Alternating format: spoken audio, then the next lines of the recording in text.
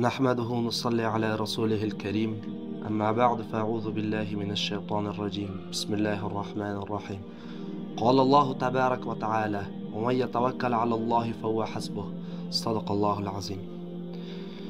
دوستان و سروران گرامی، السلام علیکم و رحمت الله و برکاته. امید که جور و صحتمند و سرحال باشید و لباس عافیت بر تن داشته باشید. بنده امروز موضوعش درباره توکل می باشد و احساس خوشی میکنم که در کنار شما در این جمع پر از فیض و برکت حضور دارم. توکل یعنی این که یک کار را به اتمام رساندن، یک شخص به هدف خود رسیدن را توکل میگه و نتیجه اش را بر دست الله جل جلاله میگذارد تا به هر چی خیرش باشد برش رقم بزنه. در آیت قرآن کریم می فرماید: و من یتوکل علی الله فهو حسبه. هر کی به خدا توکل کند خدا او را کافی است. یعنی اگر کسی که خداوند را توکل میکند، توکل دارد به خدا، در همه جای خداوند دست از او را میگیره و در هیچ میدان او بنده خدا تنها نمیگذاره. ان الله یحب المتوکلین.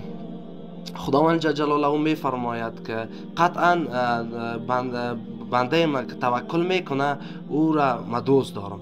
یعنی دوست دارم بنده من و یکی از دوستای من اون بنده من است که توکل داره به من همیشه در هر جا.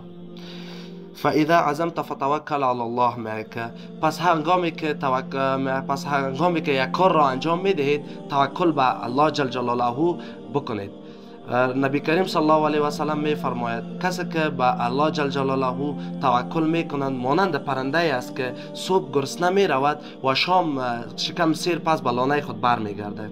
یعنی نیت از پرنده در اینجا ای است که کسانی که توکل میکنه همیشه در سختی در آینده توکل میکند الله جل جلاله او را خداوند جل جلاله دستش میگیره و در هیچ میدان او را نمیمانه.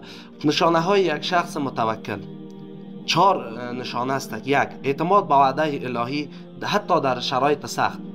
در شرایط سخت کسانی که توکل به الله جل جلاله داره، الله جل جلاله هیچگاه او را تنها نمیگذاره، در هیچ جای دستش میگیره، اعتماد داره به الله جل جلاله. میگه خیر امروز سخت است فردا روشنی میآید، فإن مع العسر یسرا.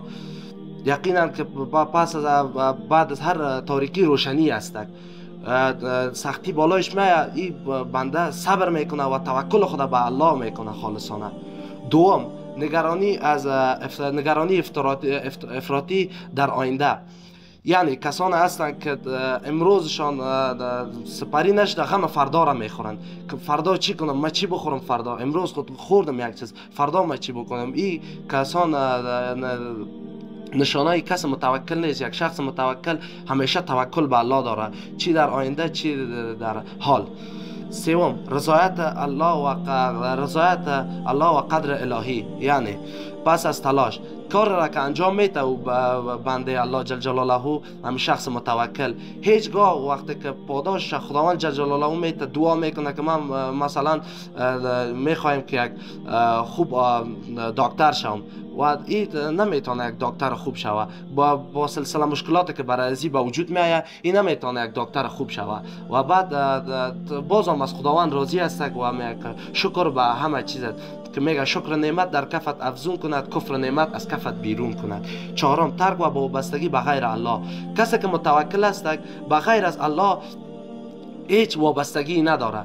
اگر ما ببینیم در می جامعه ما فعلا مردم ببینیم رو از خدا گشتانده و به سوی افراطات اتکا کرده، یعنی تعویض گرفتن و شرک و بالا آوردن و وابستگی به دیگه کس دارن، یعنی با الله جل جلاله وابستگی ندارن، ای توکل نمیکنن به الله، دست سوال دارن، از همگی سوال میکنن، میرن به زیارت خانه ها به قبرها میرن طلب میکنن، دعا میکنن، طلب میکنن. این کارشان نادرست و اشتباه است. تفاوت توکل و تنبلی. توکل تلاش و اعتماد به خداوند جل جلاله.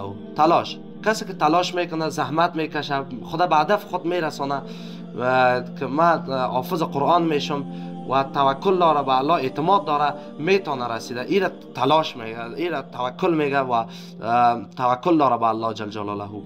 2. تنبلی، بی‌تلاشی و انتظار از کمک دیگران. تنبلی که هست انسان خواب میکند، زحمت نمیکشه، هیچ در عرصه هدفی که داره زحمت نمیکشه و انتظار هم داره از کمک الهی. ببینیم کسایی را که میگن ما ولد دکتر میشم، انجینیر میشم، حافظ قرآن میشم، ولی ببینیم که روز تا شب خواب میکنه، توکل نداره، هیچ به الله هیچ تلاش نداره میکنه، یا بی هدف هستند، بی انگیزه خیال پردازی میکنن که من دکتر میشم، انجینیر میشم، قاضی میشم، سرانوال میشم، یک مولوی خوب میشم، ولی تلاش نمیکنن.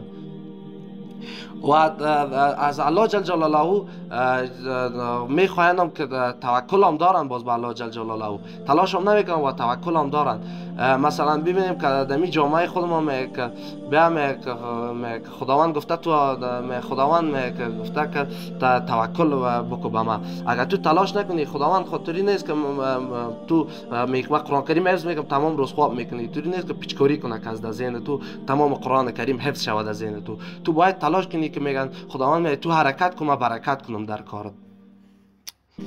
داستان را در این قسمت برنامه براتون میخوایم از یک مرد عراقی را براتون بگویم. دمی روزها اتفاق افتاده و تمام میدیا را، سوشال میدیا را بعد تعجب آورده. یک شخص به نام عامر بوده، میخواسته ای بره به حج بیت الله شریف. این شخص امرای حجاج دیگه میره به طرف میدان هوایی. در میدان هوایی پاسپورت از این مشکل پیدا میکنه، بر هم میخوره و این نمیتونه که بره. دیگر حجاج در طیاره سوار میشن و این میشنن در ترمینال میدان هوایی میشنن و انتظار داره. این عسکرای میدان هوایی میگه که برو برای دیگه کارتو نمیشه. طیاره پرواز میکنه و میره. طیاره پرواز میکنه و میره، در قسمت از راه خراب میشه، پس بر دور میایه و نشست میکنه تا که مشکل طیاره را رفع حل کنن.